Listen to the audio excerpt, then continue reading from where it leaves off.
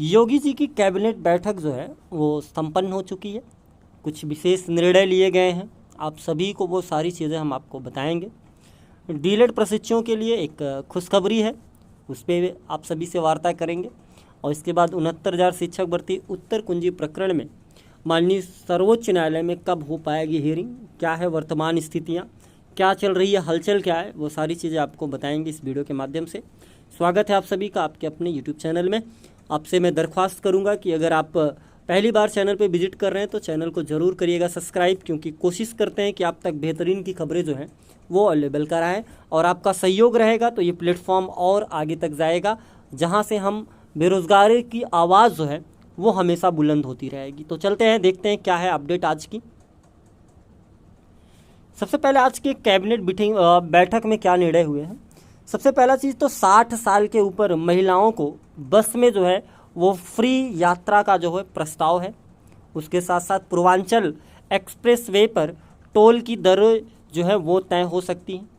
UP की नई तबादला नीति भी मिल सकती है। आगरा, मथुरा, प्रयागराज में पर्यटन विकास का प्रस्ताव होगा। और उसके बाद हेलीकॉप्टर सेवा संचालन पीपीपी मॉडल पर करने का जो है प्रस्ताव रखा गया है।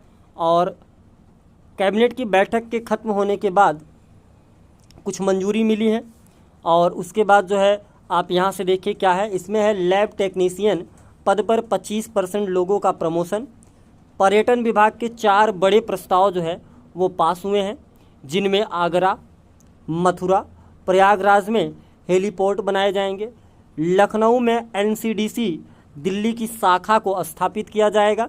इसके बाद गोपनीय विभाग के एसीएस पद स्थापना को अनुमोदन किया गया है। इंसास राइफल खरीद को कैबिनेट से मंजूरी मिली है।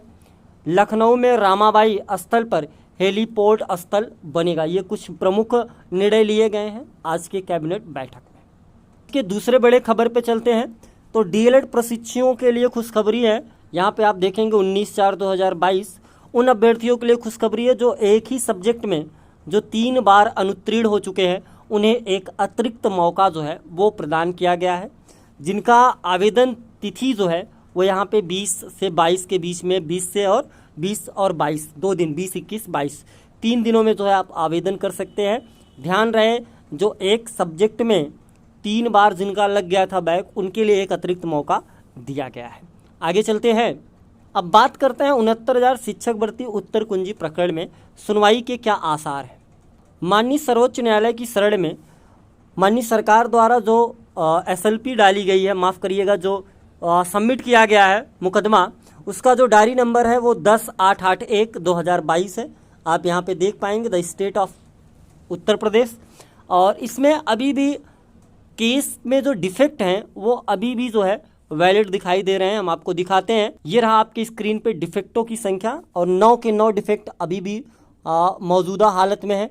एक भी डिफेक्ट जो है वो अभी तक हटा नहीं है। हालांकि 90 दिन का जो है टाइम होता है, लेकिन सरकार ने अभी तक डिफेक्ट का जो है वो कुछ क्लियर नहीं हो पाया है। और डिफेक्ट क्लियर होने के बाद ही जो है वो आपकी हियरिंग लग पाएगी। तो साथी बहुत परेशान थे, हियरिंग क्यों नहीं लग पा रही है, क्या वजह हो सकती है। तो हमने आपको बताया था कि हमारी भी नज़र कहीं ना कहीं सरकार की ही याचिका पे है कि सरकार की याचिका के डिफेक्ट कब हटते हैं और कब ये याचिका लगती है। इनकी याचिका जैसे ही लिस्टेड होगा, आप मान के चलिए आपकी याचिकाएं भी लिस्टेड होंगी, उसके लिए आप निश्चिंत रहें। तो जब तक सरकार अपने डिफेक्ट को रिमूव नहीं कर लेती तब तक स्थिति जो है स्पष्ट नहीं हो पाएगी। हमें इंतज़ार करना होगा कि डिफेक्ट कब हट पाता है। तो आपके सवाल का जवाब मिल गया होगा कि मामला कहाँ से रुका हुआ है।